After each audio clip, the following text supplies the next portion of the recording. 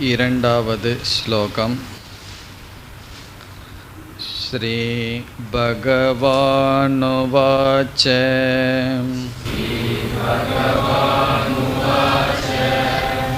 மய்யா வேஷ்ய மனோ யே மாம்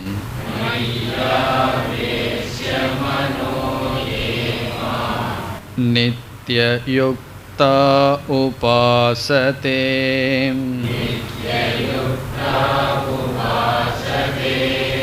ஸ்ரத்தயா பரயோபேதாஹ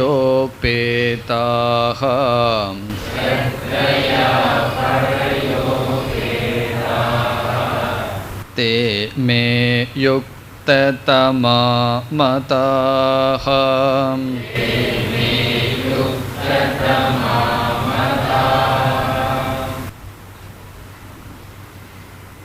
அர்ஜுனனுடைய கேள்வியானது சகுண பக்தன் உயர்ந்தவனா, நிர்குண பக்தன் உயர்ந்தவனா என்பது, அதாவது சகுண பக்தி உயர்ந்ததா நிர்குண பக்தி உயர்ந்ததா என்பது இந்த கேள்வியினுடைய பொருள். பகவானுடைய பதிலை பார்ப்பதற்கு முன் இந்த கேள்வியை சென்ற வகுப்பில் நாம் விசாரம் செய்தோம். கேள்விக்கு பதிலை கூறுவதற்கு முன் இந்த கேள்விக்கு நேரடியான பதிலை கூற முடியுமா என்று பார்க்க வேண்டும். இந்த கேள்வியிலேயே தவறு இருக்கின்றது என்று நாம் பார்த்தோம். காரணம், ஒரு லட்சியத்திற்கு இரண்டு வேறு வேறு பாதைகள் இருந்தால் எந்த பாதை உயர்ந்தது என்ற அறிவை நாம் அடைந்து, எந்த பாதையில் சென்றால் மிகவும் சுலபமோ மிகவும் அருகாமையில் இருக்குமோ அந்த பாதையை நாம் எடுத்துக்கொண்டு ஒரு லட்சியத்தை அடையலாம். காரணம், சுலபமாக செல்லக்கூடிய பாதை இருக்கும் பொழுது கடினமான பாதையில் ஒருவன் பயணம் செய்து அதை அடைந்தால் அது அறிவினுடைய தன்மையை குறிக்காது, அறியாமையைத்தான் குறிக்கும். காரணம் என்ன என்றால், ஒரு செயலை எவ்வளவு முயற்சி செய்து எவ்வளவு எஃபர்ட்டுக்குள் அதை செய்து முடிக்க முடியுமோ அதற்கு மேல் நாம் முயற்சி செய்தால் அது அறிவினுடைய தன்மை ஆகாது. பொருள் விஷயத்திலும் அப்படித்தான். ஒரு பொருளை வாங்குவதற்கு எவ்வளவு பணம் செலவிட்டால் போதுமோ அவ்வளவுதான் நாம் செலவிடுவோம். அதேபோல் முயற்சியினுடைய விஷயத்திலும் அப்படித்தான். இது பொருந்தும். ஆனால் இங்கு அர்ஜுனனுடைய கேள்வி, சகுண உபாசனை செய்தவர்கள் யோகத்தின் முடிவை அடைந்தவர்களா, நிர்குண உபாசனை செய்பவர்கள் யோகத்தின் முடிவை அடைந்தவர்களா என்பதில் என்ன தெரிய வருகிறது? இரண்டும் வேறு வேறு பாதை போல் தெரிய வருகிறது. ஆனால் உண்மை என்னவென்றால், சகுண உபாசனை என்பது முதல் படி. அதனுடைய ரிசல்ட், அதனுடைய பலன் நிர்குண உபாசனை, அதனுடைய பலன் மோக்ஷம் என்று சகுண உபாசனை முதல் படி, நிர்குண உபாசனை வேறு பாதை அல்ல. சகுண உபாசனையின் வழியாக நிர்குண பக்திக்கு சென்று பிறகு மோக்ஷம் அல்லது இறைவனை அடைதல் என்ற லட்சியத்தை ஒருவன் அடைகின்றான். இதுதான் இங்கு இருக்கின்ற நிலை. ஆகவே அர்ஜுனன் இதில் எது உயர்ந்தது என்று கேட்க முடியாது. பிறகு வேறு எப்படி கேட்கலாம் என்றால், எனக்கு எது உகந்தது என்றுதான் கேட்கலாம். இந்த இரண்டு இருக்கின்றது. சகுண பக்தி என்ற ஒரு சாதனை இருக்கிறது, நிர்குண பக்தி என்ற சாதனை இருக்கின்றது. இந்த இரண்டு சாதனையில் நான் எதை எடுத்துக்கொள்ள வேண்டும் என்று கேட்டால் அவனுடைய மனப்பக்குவத்திற்கு ஏற்ப பகவான் பதில் கூறலாம். உனக்கு சகுண பக்தி இப்பொழுது உயர்ந்தது அல்லது நிர்குண பக்தி இப்பொழுது உயர்ந்தது என்று கூறி இருக்கலாம். ஆகவே அர்ஜுனனுடைய கேள்வி என்ன? சகுண பக்தி உயர்ந்ததா நிர்குண பக்தி உயர்ந்ததா? உண்மை நிலை என்ன என்றால் சகுண பக்தியின் வழியாக ஒருவன் நிர்குண பக்திக்கு சென்று நிர்குண பக்தியின் பலனாக நம்முடைய லட்சியத்தை ஒருவன் அடைய வேண்டும். இதுதான் ஸ்திதி. ஸ்திதி என்றால் இருக்கின்ற சூழ்நிலை. அர்ஜுனன் கேட்ட கேள்வி இவ்விதம் இருக்கிறது. இனி பகவானுடைய பதில் என்ன என்று பார்க்கலாம். நாம் பதிலை பார்த்து பிறகு பகவானுடைய பதிலையும் சற்று ஆராய்ச்சி செய்துவிட்டு ஸ்லோகத்திற்குள் செல்லலாம். சகுண பக்தி நிர்குண பக்தி என்றால் என்ன என்றும் நாம் பார்க்க போகின்றோம் விளக்கமாக.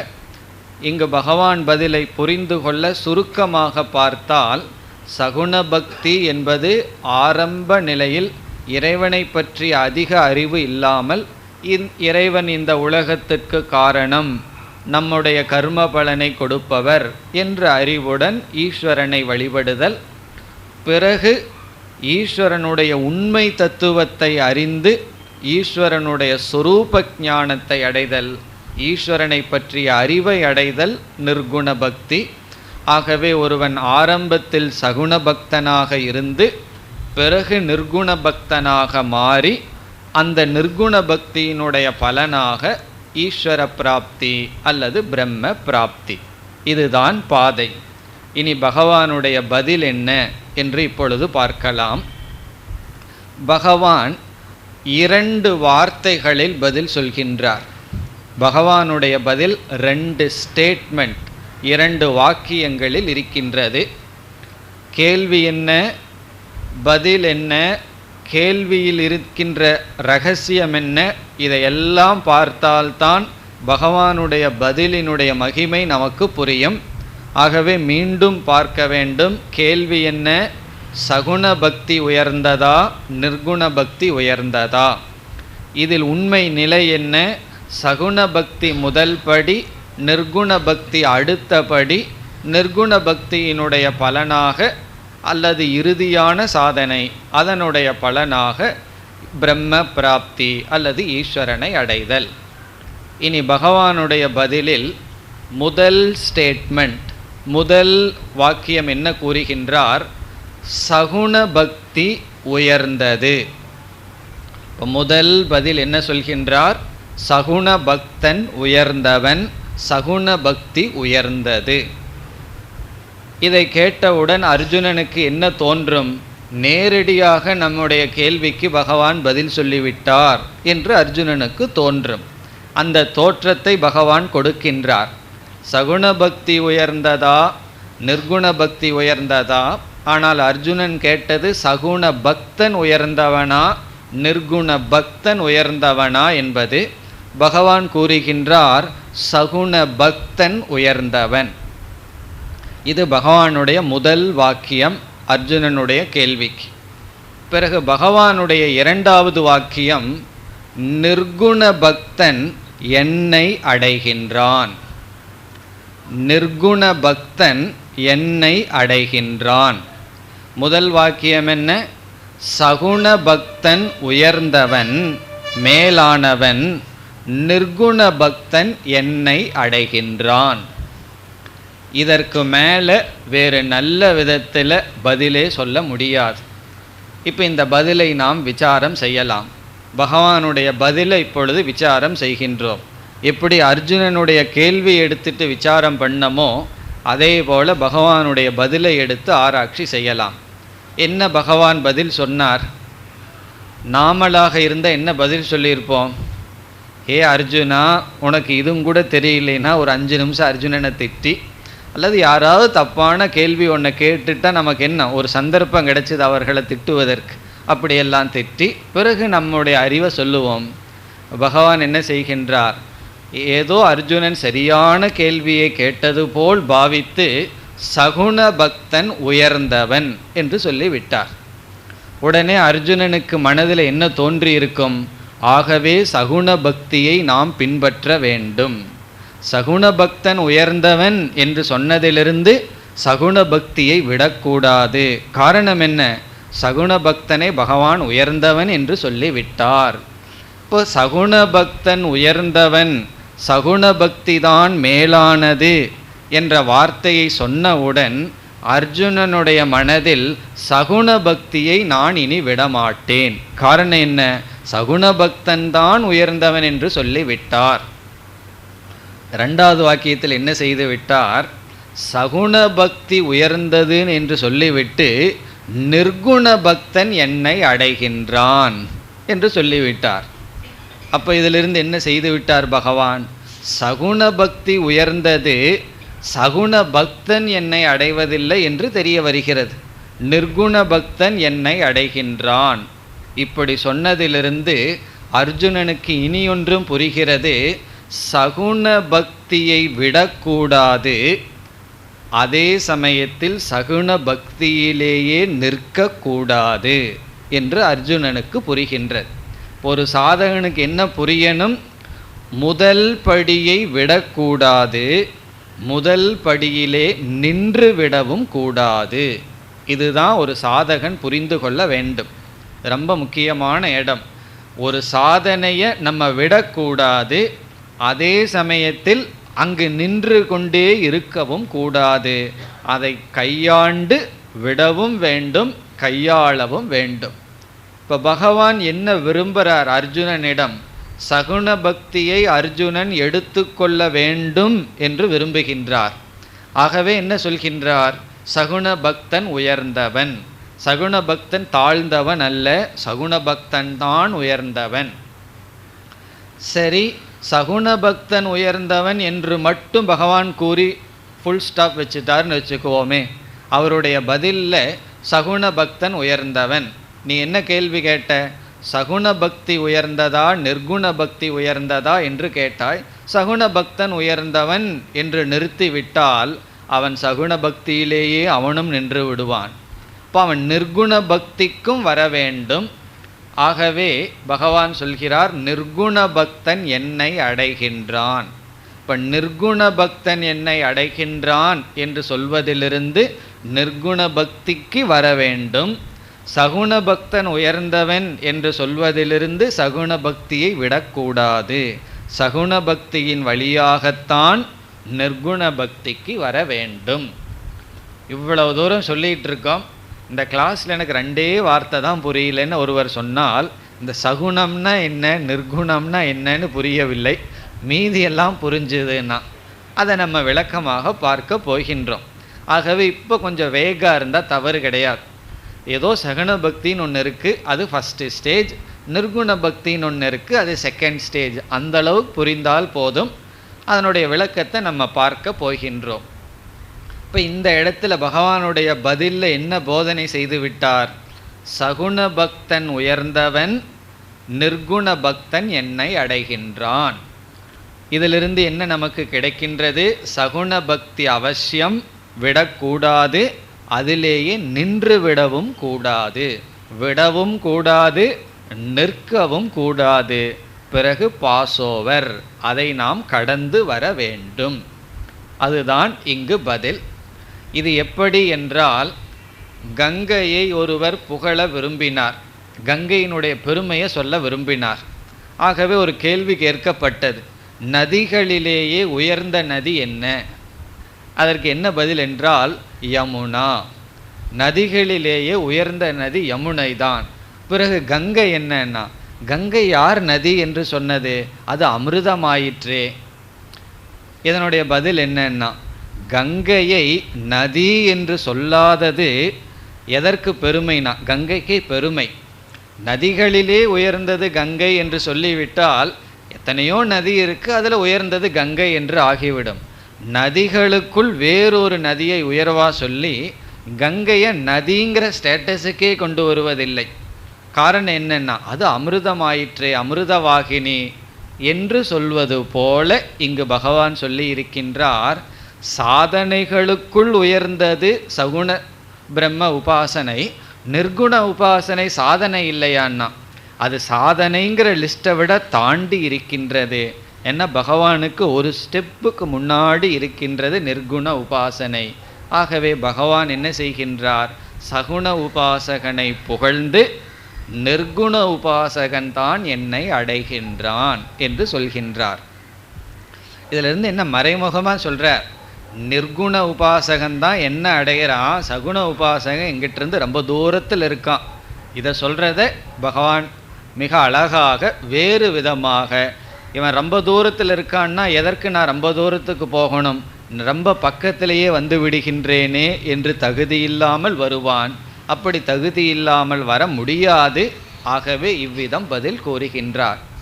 இப்போ இந்த பதிலிலிருந்து நமக்கு கிடைக்கின்ற மற்ற கருத்துக்கள் என்னவென்றால், முதல் கருத்து, சகுண உபாசனை சகுண பக்தி முதல் படி, நிர்குண பக்தி அதனுடைய பலனாக வருகின்ற இரண்டாவது படி.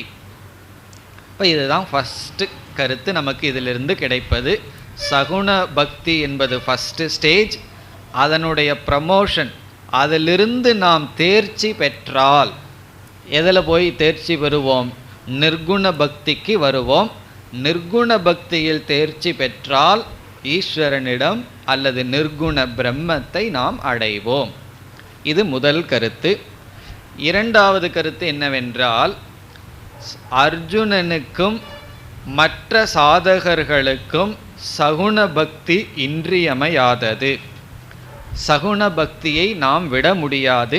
சில சமயம் ஃபஸ்ட்டு ஸ்டேஜாக இருந்தாலும் ஸ்கிப்பு பண்ணலாமேங்கிற எண்ணம் வரலாம். அது ஃபஸ்ட்டு ஸ்டேஜ் தான், இருந்தாலும் செகண்ட் ஸ்டேஜில் மேனேஜ் பண்ணிக்கலான்னு சொல்லி ஃபஸ்ட்டு ஸ்டேஜை விட்டுட்டு வர முடியுமா என்றால் வர முடியாது. அந்த ஸ்டேஜ் தவிர்க்க முடியாத படி. இது தவிர்க்க முடியாத படி என்பதையும் பகவான் சகுண பக்தன் உயர்ந்தவர்கள் என்பதில் காட்டுகின்றார். இது இரண்டாவது கருத்து.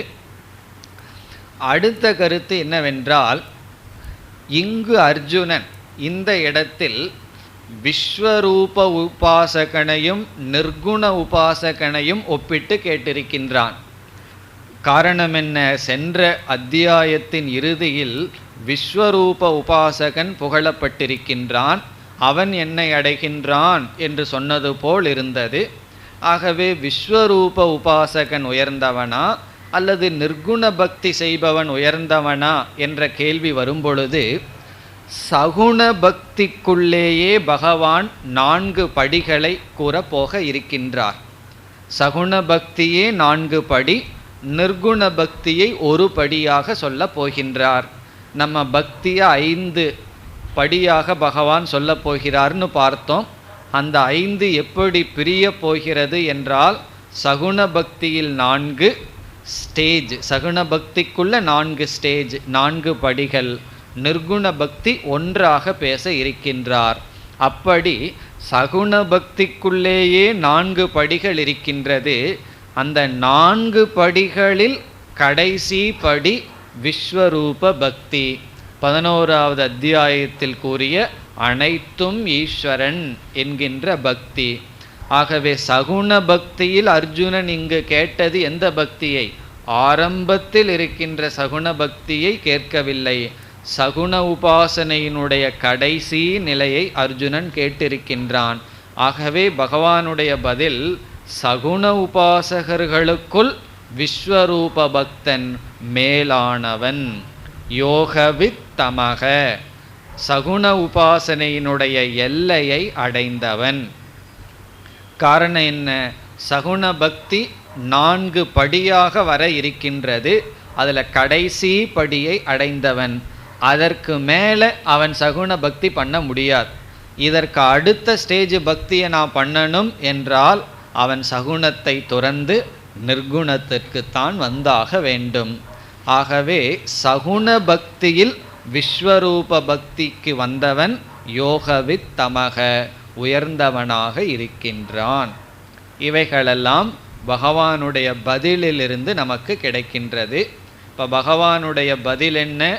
சகுண பக்தன் உயர்ந்தவன், நிர்குண பக்தன் என்னை அடைகின்றான். கேள்வி, சகுண பக்தி சகுண பக்தன் உயர்ந்தவனா நிர்குண பக்தன் உயர்ந்தவனா? பதில், சகுண பக்தன் உயர்ந்தவன். காரணம் ஏன் பகவான் சகுண பக்தனை உயர்ந்தவன் என்று சொல்கிறார் என்றால், சகுண பக்தியை நாம் விட்டுவிட முடியாது. இதை கொஞ்சம் அழுத்தமாக நம்ம சொல்லணும். காரணம், கொஞ்சம் வேதாந்தத்துக்கு வந்த உடனே, ஏதோ 2 உபனிஷத்து கீதையை காதில் போட்ட உடனே என்ன முடிவு செய்வார்கள்? நான் கோயிலுக்கு போக மாட்டேன். காரணம் என்ன? அதெல்லாம் சகுன பக்தியாச்சே, நான்லாம் நிர்குண பிரம்மத்துக்கு வந்து விட்டனேன்னு சொல்லி அவர்கள் சகுன பக்தியெல்லாம் விட்டு விடுவார்கள். ஆகவே சகுன பக்தி அவசியம். சகுன பக்தியின் வழியாகத்தான் நிர்குண பக்திக்கு வர முடியும். பிறகு சகுன பக்தனாகவே ஒருவன் இருந்து கொண்டிருந்தால் அவன் மேலானவன், ஆனால் ஈஸ்வரனை அடைய முடியாது. நிர்குண பக்தன் தான் என்னை அடைவான். இதுதான் கேள்விக்குரிய பதில். இனி பகவான் கூறிய ஸ்லோகத்திற்கு செல்வதற்கு முன் சகுன பக்தி நிர்குண பக்தி என்றால் என்ன என்று பார்க்கலாம். காரணம், நம்முடைய முகவுரையில் பக்தியினுடைய லட்சணத்தை பார்த்தோம். 2 லட்சணம்னு பார்த்தோம். ஒன்று சாமானிய லட்சணம், பிறகு விசேஷ லட்சணம். அதான் ஞாபகம் இருக்கோ? சாமானிய லட்சணம் என்ன என்றால் ஈஸ்வரனிடம் நாம் வைக்கின்ற அன்பு. நம்முடைய அன்பை நம்முடைய ட்ரஸ்ட், நம்முடைய நம்பிக்கையை பகவான் மீது வைத்தது என்பது பக்தி. அது பொதுவான பக்தி, எல்லா விதமான பக்திக்கும் பொதுவான லட்சணம். அதற்கு நம்ம ஒரு உதாரணமும் பார்த்தோம். அது ஞாபகம் இருக்கோ? தவம் என்கின்ற சொல், தவம்ங்கிற சொல்ல ஒரு உதாரணமாக எடுத்துட்டு பார்த்தோம். தவம்ங்கிற சொல் நம்மையே நாம் பக்குவப்படுத்த பயன்படுத்துகின்ற சாதனை. பிறகு ஒவ்வொரு சாதனையும் குறிப்பிட்ட தவம் ஆகின்றது. அதுபோல் தவத்தினுடைய சாமானிய லட்சணம் போல் பக்தியினுடைய சாமானிய லட்சணம் பார்த்தோம்.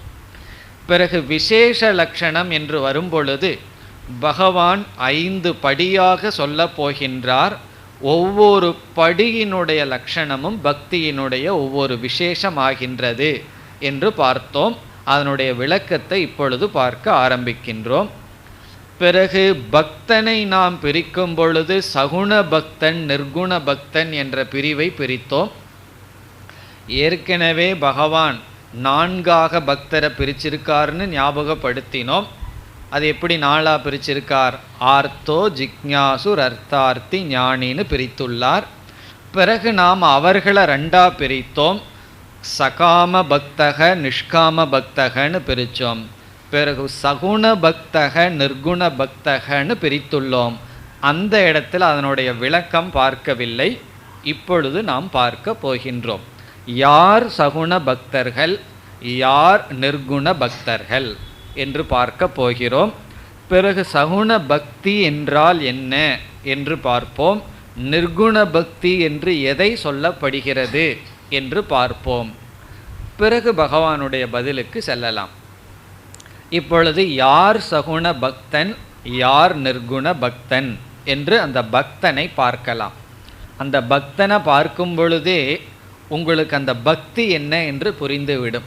சகுண பக்தன் யார் என்று பார்க்கும் பொழுது சகுண பக்தி என்ன என்று ஓரளவு விளங்கும். நிர்குண பக்தன் யார் என்று பார்க்கும் பொழுதே நிர்குண பக்தி என்ன என்பது விளங்கும். ஏதோ புதுசாக சொல்ல போகிற மாதிரி போட்டுட்ருக்கோமே தவிர, கேட்டீர்கள் என்றால் தெரிஞ்சது தானே, தெரிஞ்ச விஷயத்தையும் எவ்வளோ மூடி மறைச்சு சொல்கிறார் அப்படி நமக்கு தோன்றும். தெரிஞ்ச விஷயம்தான், ஆனாலும் அந்த தெரிஞ்ச விஷயத்திலேயே பக்தி என்ற வார்த்தை பயன்படுத்தப்பட்டுள்ளதுங்கிறது நமக்கு தெரியாமல் இருக்கும். இப்போ முதல்ல யார் நிர்குண பக்தன்னு பார்ப்போம். சகுண பக்திக்கு பிறகு வரலாம். யார் நிர்குண பக்தன்? இப்போ நமக்கே ஒரு சந்தேகம் வரும். சகுண பக்தி நிர்குண பக்தின்னெல்லாம் சொல்கிறோம். இப்போ நம்ம எதில் இருக்கோம்? நம்ம சகுண பக்தர்களா அல்லது நிர்குண பக்தர்களா என்ற சந்தேகம் வரும். நம்ம என்ன புரிஞ்சுக்கணும்? வாரத்தில் 1 மணி நேரம் நிர்குண பக்தர்கள், மீதி நேரமெல்லாம் சகுண பக்தர்கள்னு புரிஞ்சுக்கணும். இந்த 1 மணி நேரம் 5:15 6:15 வரைக்கும் நம்மெல்லாம் நிர்குண பக்தர்கள், மீதி நேரமெல்லாம் சகுண பக்தர்கள். ஒரு கால் இந்த கீத புஸ்தகத்தை நீங்கள் வீட்டில் திருப்பி படித்து இங்கு வந்தால், அது ஒரு சந்தேகமாக இருக்குது, அப்படி வந்தால் அந்த படிக்கிற நேரத்தில் அஃப்கோர்ஸ் நிர்குண பக்தர்கள். இப்போ யார் நிர்குண பக்தர்கள் என்றால், யார் முமுக்ஷுவோ அவர்கள் நிர்குண பக்தர்கள். அல்லது இனி தெளிவாக சொல்லணும்னா, சாதன சதுஷ்டய சம்பத்தி என்ற தகுதி யாருக்கு இருக்கிறதோ, வேதாந்தத்தை கேட்டால் யாருக்கு புரிகிற அளவுக்கு மனப்பக்குவம் இருக்கிறதோ, அந்த மனப்பக்குவத்தை அடைந்தவர்கள் நிர்குண பக்தர்கள். அதில் முக்கியமாக இந்த இடத்துல முமுக்ஷுங்கிறதுக்கு ஃபோக்கஸ் பண்ணுறோம். முமுக்ஷு என்றால் என்ன? மோக்ஷத்தை அடைய தீவிரமான இச்சை உடையவர்கள். இதில் தீவிர இச்சைங்கிறது முக்கியம். காரணம் என்ன? எல்லாத்துக்கும் மோட்சத்தை அடையணும்னு ஆசை இருக்குது. இப்போ ஒருவரிடம் உன் மனசில் என்னென்ன ஆசை இருக்கோ அதெல்லாம் ஒரு லிஸ்ட்டில் எழுதி கொடுன்னு சொன்னால் அவர் என்ன செய்வார்? ஒரு பெரிய லிஸ்ட் எழுதுவார், அதில் எழுதுவார். அப்படி எழுதும்போது என்ன செய்வார்? சரி மோட்சத்தையும் போட்டு வைப்போமே, என்ன கெட்டு போகுதுன்னு சொல்லி போட்டு வச்சுருவோம். அப்படி இதனால் ஒரு நஷ்டமும் வரப்போகிறதில்லை. ஆகவே மோட்சத்தில் எல்லாத்துக்கும் ஒரு ஆசை இருக்குது. அது சாமானிய ஆசையாக இருக்குது. அது விசேஷ ஆசையாக மாற வேண்டும்.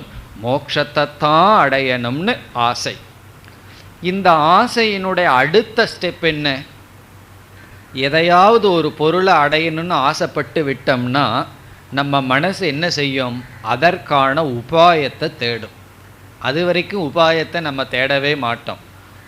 ஒரு ஆசை வந்து விட்டதுன்னு சொன்னால் அந்த ஆசைப்பட்ட பொருளை அடையிறதுக்கு என்ன மார்க்கம் என்று சாத்திய ஞானத்தை தொடர்ந்து சாதனையை பற்றிய ஞானத்திற்கு நாம் வருவோம். மானசீக பிரார்த்தனையில் என்ன பிரார்த்தனை செய்தோம்? எனக்கு முதல்ல சாத்திய ஞானத்தை கொடு. அதற்கு அடுத்த பிரார்த்தனை என்ன வரப்போகிறது? அதற்குரிய சாதனை ஞானத்தையும் கொடு என்று. ஆகவே மோட்சத்தை அடைய வேண்டும் என்ற ஆசை அதிகமாகிவிட்டால் அந்த முமுக்ஷு அடுத்தது எப்படி மாறுவான் என்றால் ஜிக்ஞாசுவாக மாறுவான். ஜிக்ஞாசு என்றால் ஞாதும் இச்சுகு. ஞாதும் அறிவதற்கான ஆசையை அடைவான். காரணம் என்ன? பகவானை அடைதல் என்பது பகவானை அறிதல். நிர்குண பிரம்மத்தை அடையணும் இஸ் ஈக்குவல் டு நிர்குண பிரம்மத்தை அறிதல். இந்த அறிவு அவனுக்கு வந்துவிடும். இப்போ முமுக்ஷுவாக இருப்பவன் அந்த ஆசையே இவனை சாதனையில் தள்ளி என்ன சாதனைக்கு வந்து விடுவான்? அந்த பிரம்மத்தை நான் அடையணும் அல்லது லட்சியத்தை அடையணும் என்றால் இது ஒரு இடத்துல இருக்கிற பொருளாக இருந்தால் யாத்திரை பண்ணி ஏதாவது பண்ணி அடையலாம். ஆனால் இது எல்லா இடத்துலையும் வியாபிச்சிருக்கின்ற பொருளாகிற்று. ஆகவே இதை அறிதல் தான் இதை அடைதல் என்று இந்த பிரம்மஸ்வரூபத்தை, இந்த இடத்துல பிரம்மன்னா உண்மை, இந்த உலகத்தில் அல்லது இந்த பிரபஞ்சத்தில் எது சத்தியமான ஒரு தத்துவம் இருக்கோ அந்த சத்தியமான பொருளை பற்றிய அறிவை அடைய வேண்டும் என்ற நாட்டத்திற்கு வருவான் அல்லது அந்த சாதனைக்கு வருவான். இப்போ முமுக்ஷு எப்படி மாறிவிட்டான்? ஜிக்ஞாசுவாக மாறிவிட்டான். அறிவை அடைய வேண்டும் என்ற ஆசைக்கு இப்பொழுது வந்து விட்டான். இப்போ என்ன ஆயிடுது? ஆசையிலேயே ஒரு மாற்றம் ஏற்பட்டு விட்டது. முதல்ல பிரம்மத்தை அடையணுங்கிற ஆசை, அது இப்போ எப்படி மாறிடுது? அறிவை அடையணுங்கிற ஆசையாக மாறிவிட்டது. என்றைக்குமே அப்படித்தான். ஒரு சாத்தியத்தை அடையணுங்கிற ஆசை அதற்குரிய சாதனையை தெரிஞ்சிட்டா அந்த ஆசையெல்லாம் அந்த சாதனைக்கு போயிடும். அந்த சாதனையை அடையணுங்கிறதுல ஆசை வந்து அதற்கான முயற்சியில் ஈடுபடுவான். இப்போ இவனுடைய ஆசை இதில் மாறிடுது. ஞானத்தில் இவனுக்கு ஆசை வந்து விட்டது. அறிவை அடையணுங்கிற ஆசை வந்து விட்டது. எதை பற்றிய அறிவு? அடையப்போகின்ற பரம்பொருளை பற்றிய அடையப்போகின்ற பரம்பொருளை பற்றிய அறிவில் ஆசை வந்து விட்டது. இனி அடுத்த சாதனை என்னவென்றால் இந்த அறிவை எப்படி அடைதல்? அறிவை அடையணுங்கிற ஆசை வந்தாச்சு. அறிவை எப்படி அடைதல்? இந்த இடத்துலையும் சமுதாயத்தில் பெரிய குழப்பங்கள் இருக்கின்றது. அறிவை எப்படி அடைதல்? ஒவ்வொருத்தரும் ஒவ்வொரு மார்க்கம் கூறுகிறார்கள். நீ என்ன செய்ய வேண்டும்? எல்லாத்தையும் விட்டுட்டு இமயமலையில் போய் கண்ணை மூடி உட்கார்ந்துட்டு இருந்தால் உனக்கு அறிவு அப்படியே ஸ்புரிக்கும், அப்படி ஒரு கருத்து. அல்லது நீ தொண்டு செய்து கொண்டே இருந்தால் திடீர்னு அந்த அறிவு உற்பத்தி ஆகிவிடும் என்றெல்லாம் விதவிதமாக கூறுகிறார்கள். இன்ட்யூஷனில் தான் அறிவு வரும் என்று சொல்கிறார்கள். ஆனால் பெரியவர்கள் இன்ட்யூஷனில் அறிவு வராது, இன்ட்யூஷனில் அறிவு வரும்னு சொல்கிறார்கள். இன்ட்யூஷன் என்ன? எந்த ஒரு அறிவுமே டியூஷனில் தான் வரும். அறிவு வருவதற்கு என்ன செய்ய வேண்டும் என்றால், எந்த ஒரு அறிவும் அதற்குரிய கருவியை பயன்படுத்தினால்தான் வரும். அறிவுங்கிறத சமஸ்கிருதத்தில் பிரமா அப்படின்னு சொல்லப்படுகிறது. அறிவை கொடுக்கிற கருவிக்கு பிரமாணம் என்று சொல்லப்படுகிறது. பிரமாணம் என்றால் பிரமாவை கொடுக்கும் கருவி. இப்போ இது ஒரு முக்கியமான வரி, இதை மறந்துடக்கூடாது. என்ன? எந்த ஒரு அறிவும் அந்த அறிவை கொடுக்கும் கருவியின் மூலமாகத்தான் வரும். இப்போ ஒரு பொருளினுடைய வர்ணம், கலர் என்னங்கிற அறிவை நான் அடைய விரும்புகிறேன். இப்போ இந்த கிளிப்பு என்ன கலர் இருக்குன்னு அறிவை நீங்கள் அடைய விரும்பினால் என்ன செய்யணும்? கண்ணை மூடி உட்காந்து விஷ்ணு சஹஸ்ரநாமம் சொல்லலாமான்னா சொல்லலாம். சொன்னதுனால விஷ்ணு ஒரு அறிவை கொடுப்பார். நீ அந்த கிளிப்பினுடைய கலரை பார்க்கணும்னு சொன்னால் கண்ணை திறந்து பாரு, கண்ணை பயன்படுத்து என்ற அறிவை கொடுப்பார். அந்த அறிவை பயன்படுத்தி என்ன பண்ணுறோம்? அதற்குரிய கருவியை நாம் பயன்படுத்துகின்றோம். அதே போல் சப்தத்தை பற்றி அறிவு வரணும்னா காதை பயன்படுத்தணும். ஒரு பொருள் எப்படி சுவையாக இருக்கிறதுங்கிற அறிவை பயன்படுத்தணும். இந்த பொருளினுடைய சுவை என்னங்கிற அறிவுக்கு வேணும்னா என்ன செய்யணும்? அதை நாக்கில் வச்சு பார்க்குறத தவிர வேறு வழியே கிடையாது. அதனால தான் பொட்டாசியம் சயனைடு என்ன சுவைன்னு இன்னும் யாருக்கும் தெரியாமல் இருக்குது. காரணம் என்ன? அது வேறு மார்க்கத்தில் தெரிகிறதா இருந்தால் தெரிந்து கொள்வார்கள். இதற்கு ஒரே ஒரு வழி என்னென்னா, சுவைச்சு தான் பார்க்கணும். பார்த்தார்கள், சுவைச்சார்கள், அதை சொல்கிறதுக்கு உடனே ஆள் இல்லாமல் போயிடுது. இது பொட்டாசியம் சயனைடு என்ன சுவை? பெரிய சயின்டிஸ்டெல்லாம் வாழ்க்கையவே தியாகம் பண்ணார்கள். இது இன்ன சுவைன்னு சுவைச்சு பார்த்தார்கள். அது இன்ன சுவைன்னு எழுதுறதுக்குள்ளே அவர்கள் இல்லாமல் சென்று விட்டார்கள். அதனால தான் இன்னும் சீக்ரெட்டாகவே இருக்குது. காரணம் என்ன?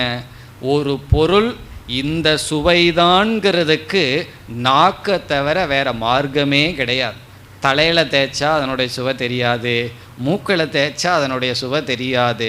அப்படி எந்த ஒரு அறிவுக்கும் அதற்கென்ற கருவியை பயன்படுத்த வேண்டும். இந்த நிர்குண பக்தனுக்கு பகவான் இந்த அறிவையும் கொடுத்துருவார். முதல்ல நிர்குண பக்தனுக்கு எந்த அறிவை கொடுக்குறார்? நிர்குண பக்தன்னா என்ன? நிர்குண பக்தனாக வந்தவனுக்கு, அறிவை அடைய தகுதி இருப்பவனுக்கு முதல்ல அறிவை அடையணுங்கிற அறிவை கொடுப்பார். இந்த அறிவை அடைகிறதுக்கு அதற்குரிய கருவியை பயன்படுத்தணும் என்கின்ற அறிவை கொடுப்பார். பிறகு இவன் என்ன செய்வான்? அந்த அறிவு எங்கு இருக்கின்றதோ அங்கு இவன் செல்வான். சென்று அந்த கருவியை பயன்படுத்துவான். அந்த கருவி என்ன? இப்பொழுது எந்த அறிவு நமக்கு வேண்டும்? பரபிரம்மத்தினுடைய அறிவு நமக்கு வேண்டும். நிர்குண பிரம்மத்தினுடைய அறிவு நமக்கு வேண்டும். அந்த அறிவை கொடுக்கின்ற சாஸ்திரத்தை தான் நம்ம உபனிஷத் என்று அழைக்கின்றோம். வேதாந்தம் அல்லது உபனிஷத் என்பது பிரமாணம். எதற்கு? நிர்குண பிரம்மத்தை பற்றிய அறிவை அடைவதற்கு. அந்த உபனிஷத்தினுடைய கருத்தெல்லாம் எங்கெல்லாம் சொல்லப்பட்டிருக்கோ அதையும் நம்ம ஒரு விதத்தில் உபனிஷத்துனே சொல்கிறோம். அதனால தான் சிலர் பகவத்கீதோபனிஷத் என்றே சொல்வார்கள். காரணம் என்ன? பகவத்கீதைக்குள்ளேயும் அந்த உபனிஷத் கருத்தானது இருக்கின்றது. நிர்குண பிரம்மத்தினுடைய வர்ணனை விளக்கமும் இருக்கின்றது. ஆகவே இவன் என்ன செய்வான்? நிர்குண பிரம்மத்தை நான் அடையணும். நிர்குண பிரம்மத்தை அடையணும்னா, நிர்குண பிரம்மம்னா உலகத்தில் எது சத்தியமோ அது, அந்த சத்தியமான ஒரு பொருளை அடையணும். அதை அடையணும்னா அதை அறிஞ்சா போதும். அதை அறியணும்னா அதற்குரிய கருவி வேண்டும். அந்த கருவியை நாம் பயன்படுத்துதல். அந்த கருவி எப்படி பயன்படுத்துதல்? அந்த சாஸ்திரத்தை நாம் கேட்டல். சாஸ்திரத்தை கேட்கணும். அதுலேயும் முக்கியம் என்ன? சாஸ்திரத்தை படித்தல் அல்ல. பட்டணம்னு சொல்லப்படவில்லை, சிரவணம் என்று சொல்லப்பட்டிருக்கிறது. சிரவணம்னா கேட்டல். காரணம் என்ன? நாம் ஒரு புஸ்தகத்தை படித்தோமேயானால் நமக்குள்ள என்ன அறிவு இருக்கோ அந்த அறிவுக்கு தகுந்த மாதிரி தான் அந்த வார்த்தைகளுக்கு பொருள்படுத்துவோம். நம்ம அறிவுக்கு அப்பாற்பட்ட பொருளை அங்கிருந்து நம்ம எடுக்க மாட்டோம்.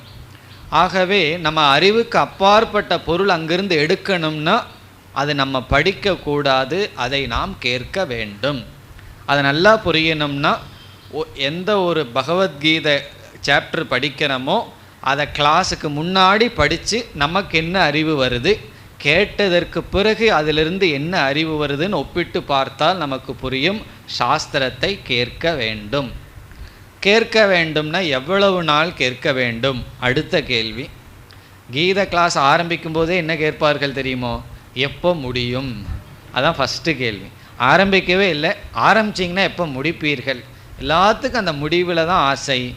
எவ்வளவு நாள் படிக்கணும்னா, இப்போ அவரிடம் கேட்கணும், நீ இப்போ இட்லி சாப்பிட ஆரம்பிக்கிற, எப்போ முடிப்பேன்னா அவர் சொல்லுவார், அது சாப்பிட்டு முடித்ததுக்கு பிறகு சொல்கிறேன். நான் முன்னாடியே சொல்லிட்டா கஷ்டம். அப்படி எப்போ நம்ம சாப்பிட்றத நிறுத்தணும்னா, எப்போ வயிறு நிறையுதோ அப்போ நிறுத்துவோம். அதே போல் எப்போ சிரவணத்தை நிறுத்தணும்னா, எப்பொழுது சாஸ்திரத்தை கேட்டு அறிவு வருதோ அதுவரை சாஸ்திரத்தை கேட்க வேண்டும். கேட்டல்ங்கிறதே ஒரு சாதனை, அதில் விசாரம்ங்கிறது ஒரு பெரிய அங்கமாக இருக்கிறது. இப்போ சிரவணத்தை செய்தல் சாஸ்திர விசாரம். இப்போ சிரவணம்ங்கிறது என்ன சொல்லலாம்? சாஸ்திர விசாரம். குரு முகாத், முகம்னா வழியாக, குருவினுடைய துணை கொண்டு சாஸ்திரத்தை கேட்டல். பிறகு கேட்கிறதோடு நின்னம்னாலும் போதாது, அடுத்தது ஒன்று இருக்குது. கேட்டதற்கு பிறகு அடுத்தது விளைவு என்ன? கேட்டலினுடைய விளைவு என்ன? ஒருவர் சாஸ்திரத்தை கேட்டிருக்காருங்கிறதனுடைய விளைவு என்ன என்றால் சந்தேகம். கேட்டால் நமக்கு சந்தேகம் வரணும். எனக்கு சந்தேகமே வரல அப்படின்னு என்ன அர்த்தம்? ஒன்றுமே உள்ளே போகலின்னு அர்த்தம், அல்லது ரொம்ப நல்லா உள்ளே போயிருக்குன்னு அர்த்தம். என்னதான் நல்லா குரு உள்ள தள்ளுனாலும் சந்தேகம் வரும். அந்த சந்தேகத்தை நீக்க சாஸ்திரம் மனனம் என்ற சாதனையை சொல்கிறது. மனனம்ங்கிறதுல மீண்டும் சாஸ்திரத்துக்குள்ளே ரொம்ப க்ளோஸாக போகிறோம். இப்போ சிரவணம்னா சாஸ்திரத்தை கேட்குறோம், விசாரம் பண்ணுறோம். மனனம் என்றால் அதை மீண்டும் மீண்டும் சிந்திக்கின்றோம். பிறகு சந்தேகமில்லாமல் அறிவு வந்தாலும் ஏற்கனவே தேகாத்ம புத்தியில் வந்த அறிவு இந்த புதிய அறிவுக்கு பகைவனாக வந்து நிற்கும். ஏற்கனவே இவ்வளவு நாளாக நான் உள்ளே இருந்துகிட்ருக்கேன், இப்போ நீ புதுசாக வந்து என்னை வெளியே தொல்றையா அப்படின்னு சொல்லி, எப்படி ஒரு நாட்டை பிடிச்சோம்னு சொன்னால் மீண்டும் கொஞ்ச நாள் உள்ள அந்த உள் தகராறு இருக்குமோ, அதே போல் சிவில் வார் இருக்குமோ, அதே போல் நமக்குள்ள ஒரு சிவில் வார் இருக்க போகுது. என்னன்னா, ஏற்கனவே இந்த உடல் தான் நான் ஒரு அறிவு ரொம்ப நாளாக இருந்துகிட்டு இருந்திருக்கு. இந்த சாஸ்திரம் வந்து புதுசாக ஒரு அறிவு சொல்லிடுது, இந்த உடலும் மனசெல்லாம் நீ அல்ல, நீயே அந்த நிர்குண பிரம்மனாக இருக்கன்னு அறிவு வந்தாச்சு. ஆகவே அந்த போராட்டம் கொஞ்சம் இருக்கும். அதை நீக்கிறதுக்கு நிதித்தியாசனம், தியானம், வேதாந்திக் மெடிடேஷனுங்கிற அடுத்த ஒரு சாதனை.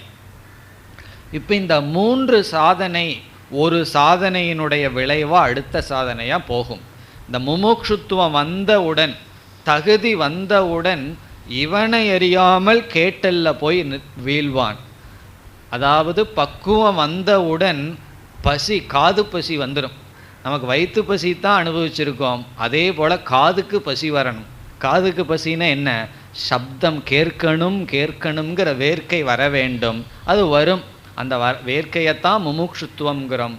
இப்போ அவன் என்ன செய்வான்? அந்த பரம்பொருளை பற்றி, பகவானை பற்றி கேட்பதில் மகிழ்ச்சி அடைவான். அதுவும் ஏற்கனவே கேட்கறதுல மகிழ்ச்சி அடைஞ்சிருக்கான். எப்படின்னா, பகவானுடைய குணங்களை கேட்டெல்லாம் மகிழ்ச்சி அடைஞ்சிருக்கான். அவனெல்லாம் சகுண பக்தன்.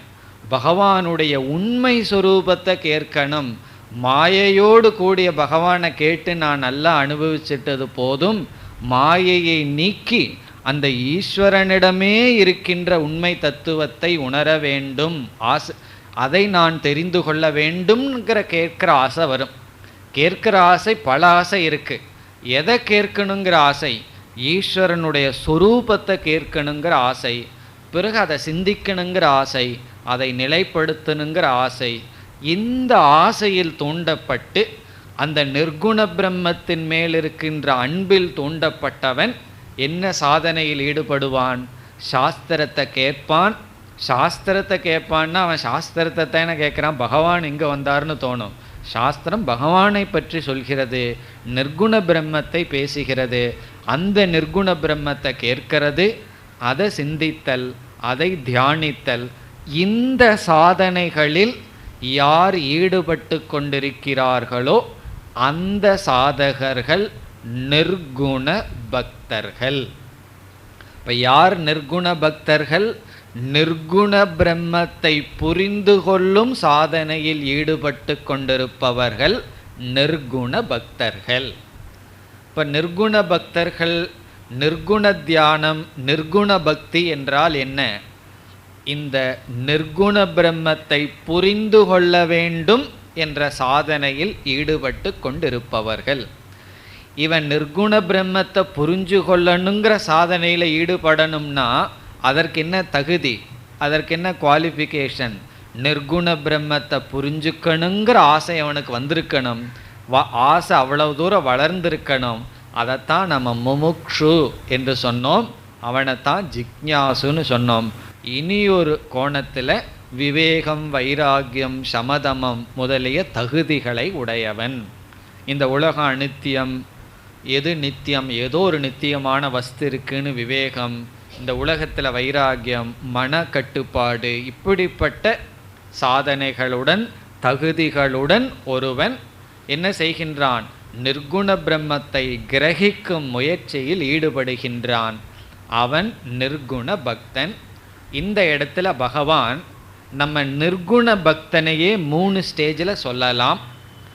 சிரவணத்தில் இருக்கிற நிர்குண பக்தன், மனனம்ங்கிற சாதனையில் இருக்கிற நிர்குண பக்தன், நிதித்தியாசனம் என்ற சாதனையில் இருக்கின்ற நிர்குண பக்தன். இப்போ ஒரு நிர்குண பக்தன்லேயே 3 படி இருக்கு. அப்போ என்ன ஆகுது? ஏற்கனவே கீழே 4 படி, சகுண பக்தியில் 4 ஸ்டேஜ், நிர்குண பக்தியில் 3, அது 7ன்னு அதிகமாக போயிட்டே இருக்குது. கவுண்ட் பண்ணுறது கொஞ்சம் கஷ்டம். காரணம் என்னன்னா இதில் 3 அதில் 4ன்னு பார்க்கறதுக்கு பொதுவாக பகவான் நிர்குண பக்தன்கிற மட்டும் சொல்கின்றார். ஆனால் அதிலேயே நம்ம பகவானுடைய தத்துவத்தை தெரிஞ்சுக்கணும்னு கேட்கிற சாதனை இருக்கே, அது நிர்குண பக்தியினுடைய முதல் படி. நிர்குண பக்திக்குள்ளேயே அடுத்த படி என்ன? அந்த தத்துவத்தையே மனதில் நினைத்து கொண்டிருப்பது. பிறகு அந்த தத்துவத்தை நிலைப்படுத்த செய்யப்படுகின்ற தியானம். நிர்குண பக்தன் செய்கின்ற கடைசி சாதனை, அதைத்தான் நிதித்தியாசனம்னு சொல்கின்றோம். இந்த இடத்தில் பகவான் நிதித்தியாசகனை பற்றி பேசுகின்றார். நிர்குண பக்தியிலேயே கடைசி ஸ்டேஜில் இருக்கிற பக்தனை பற்றி பேச போகின்றார். இப்போ எந்த நிர்குண பக்தன் என்னை அடைவான்? என்ன சொன்னார்? நிர்குண பக்தன் என்னை அடைகின்றான், சகுண பக்தன் உயர்ந்தவன் சொன்னார் அல்லவா? இப்போ நிர்குண பக்தன் என்னை அடைகிறான்னு சொல்லும் பொழுது எந்த நிர்குண பக்தனை பகவான் பேசுகிறார்? நிதித்தியாசனம் செய்து கொண்டிருக்கின்ற நிர்குண பக்தன் நிதித்தியாசனத்தினுடைய பலனாக என்னை அடைகின்றான். அப்போ சிரவண செய்பவனு நிர்குண பக்தன் தான். இப்போ இந்த இடத்துல நம்ம எப்படி புரிஞ்சுக்கணும்?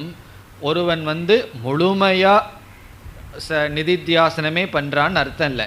நம்மளே சில நேரத்தில் சிரவணம் பண்ணுறோம், சில நேரத்தில் மனனம் பண்ணுவோம், சில நேரத்தில் நிதித்தியாசனம் பண்ணுவோம்.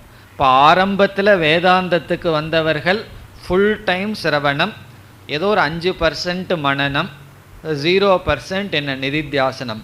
காலம் ஆக ஆக அவர்களுடைய சிரவணம் என்னாகும்?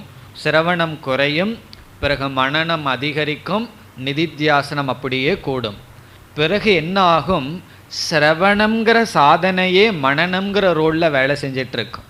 ஃபஸ்ட்டு டைம் ஒரு வகுப்பை கேட்கும்போது புதிய ஞானம், அதே கிளாஸை செகண்ட் டைம் கேட்கும்போது என்ன ஆகும்னா அந்த அறிவு நமக்கு இருக்குது, அதில் இருக்கிற சில டவுட்ஸு கிளாரிஃபை ஆகும். அப்போ என்ன ஆகுது? கேட்டல்ங்கிற சாதனமே மனனம்ங்கிற ரோலை அது வேலை செய்யும். பிறகு தெரிஞ்சாச்சு, மீண்டும் கிளாஸில் உட்கார்ந்துட்டு இருந்தோம்னா என்ன ஆகும்னா அது நமக்கு நிதித்தியாசனமாக வேலை செய்யும். அப்படி நம்ம சிரவணம்ங்கிற சாதனையை செய்தாலும் எந்த வேலையை அது பண்ணிகிட்ருக்குன்னு நமக்கு தெரியாது. அது அதிகாரிகளை பொறுத்து. இப்போ ஒருத்தர் சொல்கிறார், நான் தகுதியே இல்லாமல் வேதாந்தத்தில் உட்கார்ந்தா எனக்கு என்ன பண்ணோம்னா, தகுதியோடு வந்து வேதாந்த கிளாஸில் உட்கார்ந்தா அது சிரவணமாக வேலை செய்யலாம், மனனமாக வேலை செய்யலாம், நிதித்தியாசனமாக வேலை செய்யலாம். எனக்கு முமுட்சுத்துவம் ஏதோ கொஞ்சம் இருக்குது. எப்போ அந்த தீ அணையுமோ தெரியல, அந்தளவு கொஞ்சம் இருக்குது. ஏதோ தெரியாமல் வந்து உட்காந்துட்டேன்னு வச்சுக்குவோமே. சில சமயம் நீங்கள் என்ன செய்வீர்கள், வீட்டில் யாராவது கெஸ்ட்டு வந்தால் கூப்பிட்டு வந்து உட்கார வச்சுருவீர்கள். அவர்களுக்கு பாவம் 1 மணி நேரம் ஒரு வேதனை. இப்போ அவர்களுக்கு என்ன வேலை செய்யும்? அவர்களுக்கு சம்டைம் கொஞ்சம் இன்ட்ரெஸ்டாக இருக்கலாம். இப்போ அவர்களுக்கெல்லாம் என்ன இல்லை, சமயம் நம்மளே கெஸ்ட்டாக வந்துட்டு போகலாம். எப்படின்னா ஃப்ரெஷ்ஷாக ஒவ்வொரு கிளாஸும் வருவோம். இந்த கிளாஸுக்கு சொன்ன முடித்தது அப்படியே மறந்துட்டு அடுத்த கிளாஸுக்கு வரும்போது ஃப்ரெஷ் மைண்டோடு வரலாம். அப்படி நான் வந்தேன்னா அந்த சிரவணம் எனக்கு என்ன பண்ணும்னா, அது ஒரு வேதாந்த ஆச்சாரியார் அதற்கு பதில் சொல்கிறார். தகுதி இல்லாமல் வந்து கேட்டால் அந்த கேட்கறதுக்கான தகுதியை கொடுக்கும். கேட்டு கேட்டு பழகுவோம். நீச்சல் எப்படி பழகிறதுன்னா, கரையில் உட்காந்துட்டு இந்த மாதிரி ஸ்ட்ரோக் போடணும்னு ரிசர்ச் பண்ணிகிட்டு இருந்தோம்னா என்ன ஆகும்னா, உள்ளே விழுந்து கொஞ்சம் தண்ணியை குடிச்சு தான் நீந்தி பழகிறோம். அதே போல் கொஞ்சம் வருஷம் கேட்டதுக்கு அப்புறம்தான் எப்படி கேட்கணுங்கிற அறிவே நமக்கு வரும். அப்போ சொல்லுவார்கள், 5 வருஷம் வேதாந்தம் கேட்டுட்டு என்ன சொல்லுவார்கள் தெரியுமா, எனக்கு இப்போ ஒன்று புரிஞ்சுதுன்னா. நமக்கு ரொம்ப சந்தோஷமாக இருக்கும். அந்த இருக்கிறதே ஒரே பிரம்ம, எனக்கு ஒன்று புரிஞ்சுதுன்னு சொன்னால் அந்த பிரம்மம் புரிஞ்சுதான்னா இல்லை, எப்படி கேட்கணும்னு புரிஞ்சுது. அப்போ 5 வருஷமாக என்ன ஆயிருக்குன்னா சாதன சதுஷ்டய சம்பத்தியை கொடுத்துருக்கு, தகுதியை கொடுத்திருக்கின்றது. எப்படி கேட்கணும், அக்கம் பக்கத்தில் பார்க்காம கேட்கணும்.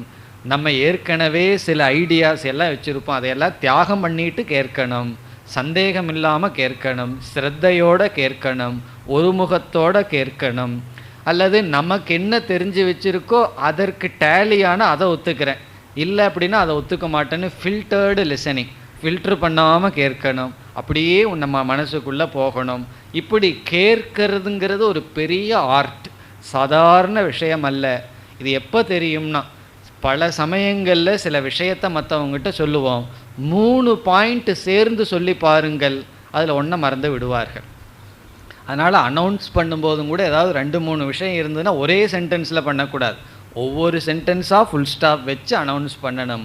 காரணம் என்னென்னா, மனது அவ்வளோ சுலபமாக கேட்காது. நம்ம நினச்சிட்ருக்கோம் கேட்கறது ஈஸின்னு. உள்ளதுக்குள்ளேயே இந்த உலகத்தில் டஃபஸ்ட் ஆர்ட் என்ன தெரியுமோ, லிசனிங். கேட்கறது தான் கடினமான கலை. வரைகிறதோ டான்ஸ் ஆடுறதோ இதெல்லாம் ரொம்ப சுலபமான கலை. கஷ்டமான கலை என்ன, கேட்டல். அது கேட்டுத்தான் பழகி ஆகணும். ஆகவே அதிகாரிகளாக இல்லாதவர்களுக்கு சிரவணத்துக்கு தகுதியை கொடுக்கும். தகுதியுடன் வந்தவர்களுக்கு சிரவணம் ஞானத்தை கொடுக்கும், மனனம் சந்தேகத்தை நீக்கும், நிதித்தியாசனம் ஞான நிஷ்டையை கொடுக்கும். இப்போ இங்கே பகவான் நிர்குண பக்தன் யார் என்ற கேள்வி வரும்பொழுது, எவர்கள் பக்தியினுடைய பலனாக, சகுண பக்தியினுடைய பலனாக நிர்குண தத்துவத்தை கேட்க விரும்புகிறார்களோ, அதை சிந்தித்து தியானிக்க விரும்புகிறார்களோ, அவர்கள் நிர்குண பக்தர்கள். காரணம் என்னவென்றால், இந்த நிர்குணத்தை பற்றி பேச ஆரம்பித்த உடனே சில பேர்த்துக்கு தூக்கம் வந்துடும். ஒரு மாணவர் சொன்னார், உபனிஷத் கிளாஸில் தூக்கம் சொக்குது சாமிஜினார். அதை சொல்லும்போதே ஒரு வர்ணனையோடு சொல்கிறார். சொல்லும்போதே நமக்கு தூக்கம் வந்துடும் போல் இருக்கு. காரணம் என்னென்னா, சகுனத்தை பற்றியோ பக்தியை பற்றியோ கர்மயோகத்தை பற்றியோ பேசினா இன்ட்ரெஸ்டிங்காக கிளாஸ் போகுது. இந்த நிர்குணம்னு ஆரம்பித்து சொன்னீங்கன்னா ஏதோ ஒரு மாதிரியாக இருக்குது, வேறு லோகத்துக்கு போயிடுறோம், சுஷுப்திக்கு போயிடுறோமேன்னார். காரணம் என்ன, மைண்டு டியூன் ஆகலின்னு அர்த்தம். இப்போ கதா காலக்ஷேபம் கேட்டால் நல்லா இருக்கு. ரொம்ப பேர் கீத கிளாஸுக்கு வரும்போது ஏதோ ராமாயணம் மாதிரி கதை நடக்குன்ட்டு வருவார்கள். ரொம்ப நாள் அப்படியே சொல்லுவார்கள், நான் கதைக்கு போயிட்டு வர்றேன்னே சொல்லுவார்கள். கதைங்கிற எண்ணத்திலேயே வருவார்கள். இது கதையல்லைன்னு புரிஞ்சுக்கிறதுக்கே கொஞ்சம் நாள் ஆகும். இது நம்ம கதை சொல்லலை, ஏதோ ரிலாக்ஸ்டாக வரலான்னா இங்கே ரொம்ப திங்க் பண்ணுறதுக்கு வேலை கொடுக்குறார்களே. வீட்டில் தான் திங்க் பண்ணி ஆஃபீஸில் திங்க் பண்ணி டயர்டாக இங்கே வந்தால் இங்கேயும் யோசிக்கிறதுக்கு தானே வேலை இருக்குதுன்னு புரிஞ்சுக்கிறதுக்கே ரொம்ப நாள் ஆகும். ஆகவே இந்த நிர்குண பிரம்மத்தை கேட்கறதுக்கே ரொம்ப பக்குவம் அடையணும் நம்ம. அப்படி பக்குவம் அடைஞ்சு யார் கேட்கறதுல மகிழ்ச்சி அடைகிறார்களோ, நிர்குண சொரூபத்தை கேட்கறதுலையும் அதை சிந்திக்கிறதுலையும் தியானிக்கிறதுலையும் யார் ஈடுபடுகிறார்களோ அந்த அளவுக்கு மன வளர்ச்சி அடைந்தவர்களை பகவான் நிர்குண பக்தர்கள் என்று சொல்கிறார். காரணம் என்ன? எதை பற்றி கேட்க நாம் விரும்புவோம், எந்த டாப்பிக்கை பற்றி பேசுனா நமக்கு கேட்குறதுக்கு ரொம்ப சந்தோஷமாக இருக்கும். இப்போ சின்ன பசங்களிடம் போய் ஒரு கிரிக்கெட் பிளேயரை பற்றி பேசினா எப்படி இருக்கும்? சந்தோஷமாக கேட்டுட்ருப்பான். அல்லது வேறு யாரையாவது பற்றி பேசுனா, வேறு யாருன்னு நான் சொல்லலை, வேறு யாரையாவது பற்றி பேசினா அவர்கள் அப்படியே மெய்மறந்து கேட்டுட்ருப்பார்கள். அவர்கள் வாழ்க்கை வரலாறு எல்லாம் சொன்னால் மெய்மறந்து கேட்பார்கள். நாயன்மார்களுடைய வாழ்க்கை வரலாறு சொன்னால் என்ன ஆகும்? அவர்களால் கேட்க முடியாது. அப்பொழுது எதை நம்ம சந்தோஷமாக கேட்போம், எந்த இடத்துல அன்பு இருக்கோ, எமோஷ்னல் வேல்யூ இருக்கோ, அதைத்தான் நம்மளால் கேட்க முடியும். நம்மளுடைய மனமானது, இந்த எமோஷ்னல் பர்சனாலிட்டி, நம்மளுடைய மனது எந்த இடத்துல வைக்க விருப்பம் இல்லையோ அந்த டாப்பிக்கை பேசி பாருங்கள். அதுதான் அவர்களுக்கு கொடுக்குற நரக வேதனை. இதெல்லாம் சீக்ரெட். யாரையாவது ரொம்ப கஷ்டப்படுத்தணும்னா கொஞ்சம் நிர்குண பிரம்மத்தை பற்றி பேசி விடுங்கள். ரொம்ப டார்ச்சர் பண்ணணும்னு வச்சுக்குவோமே, போய் உங்கள் மாமனாரிடமோ மாமியாரிடமோ பேசுப்பார். அதுக்கு மேலே டார்ச்சர் ஒன்றும் கிடையாது.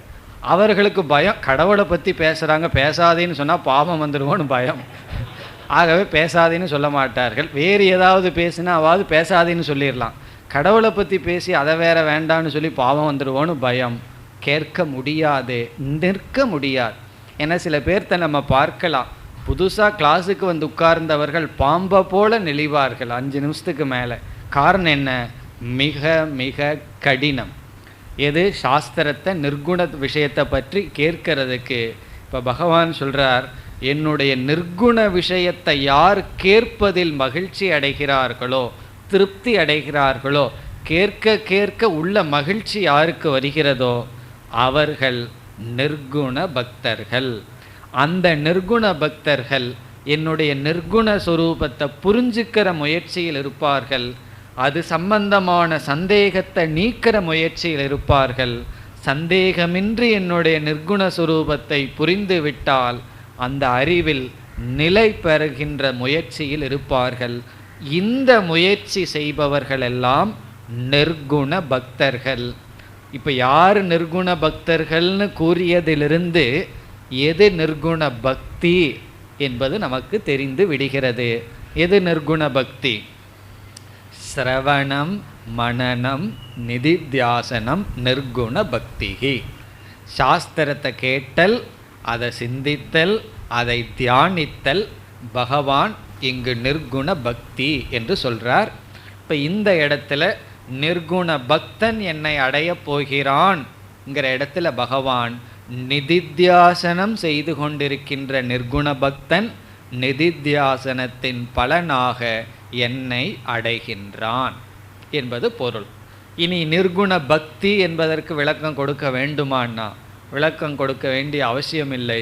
நிர்குண பக்தி என்பது நிர்குண பிரம்மத்தை அறிய, அதை பற்றிய சந்தேகத்தை நீக்க, அந்த அறிவில் நிலை பெற செய்யப்படும் முயற்சி. அதுக்கு நீங்கள் என்னென்ன முயற்சியெல்லாம் செய்கிறீர்களோ அந்த முயற்சி அனைத்தும் நிர்குண பக்தி. உபனிஷத் புஸ்தகத்தை வாங்கிறதுக்கு பஸ்ஸில் ஏறி கடைக்கு சென்றால் அது போகிறது நிர்குண பக்தி தான். காரணம் என்ன? உபனிஷத் புஸ்தகத்தை வாங்கிறதுக்கு செல்கின்றோம். அந்த செயல் முதல் கொண்டு பக்தி தான். காரணம் என்ன? நிர்குண பிரம்மத்தை புரிஞ்சிக்கிறதுக்காக செய்யப்படுகின்ற ஒவ்வொரு ஸ்டெப், ஒவ்வொரு முயற்சியும் நிர்குண பக்தி என்று பகவான் கூறுகிறார். இனி அடுத்தது என்ன? சகுண பக்தி என்றால் என்ன? யார் சகுண பக்தர்கள்? இப்போ இந்த இடத்துல பகவான் 4 படியாக பிரித்து சொல்ல போகின்றார். ஆரம்பத்தில் இருக்கிற சகுண பக்தன், அந்த சகுண பக்தன் அடுத்த ஸ்டேஜுக்கு வருவான், அதற்கு அடுத்த ஸ்டேஜ், அதற்கு அடுத்த ஸ்டேஜ்னு சொல்லி 4 ஸ்டேஜில் சகுண பக்தனை பகவான் பேச போகிறார். நிர்குண பக்தனை ஒரு ஸ்டேஜாக சொல்லி, ஆக 5 படியாக பக்தியை பகவான் பேசுகிறார்.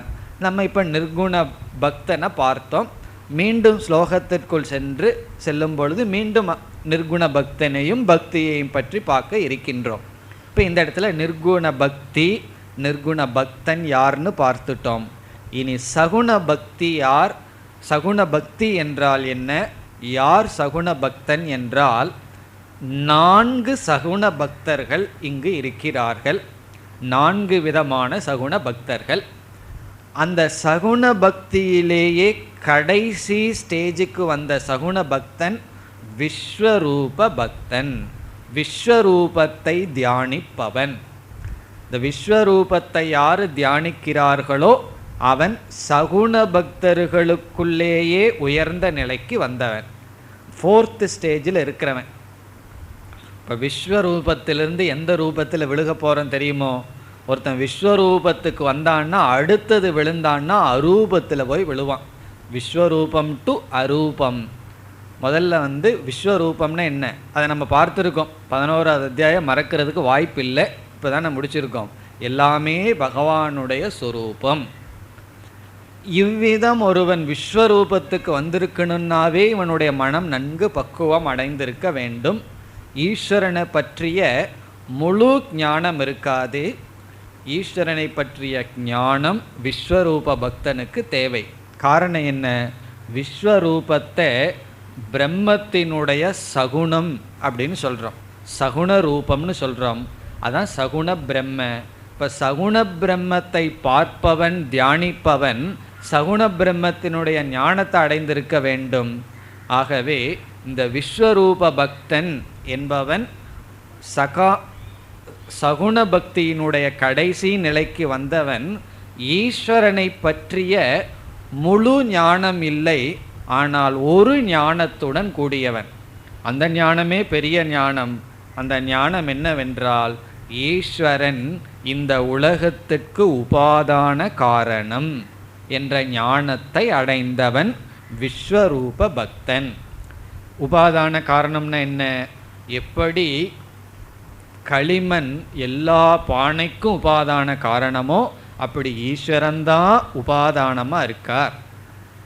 பிறகு இந்த உலகம் சத்தியமா மித்தியாவாலாம் அவனுக்கு தெரியாது. இந்த உலகம் முழுதும் ஈஸ்வரனால் வியாபிக்கப்பட்டுள்ளது, பகவானே அனைத்துமாக இருக்கின்றார்ங்கிற அறிவை உடைய பிறகு உலகத்தை இறைவனாக பார்ப்பவன் விஸ்வரூப பக்தன்.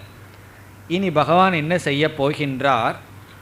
2வது ஸ்லோகத்தில் பகவான் சொல்ல வர கருத்து என்னவென்றால், சகுண பக்தன் உயர்ந்தவன் இஸ் ஈக்குவல் டு விஸ்வரூப பக்தன் உயர்ந்தவன்.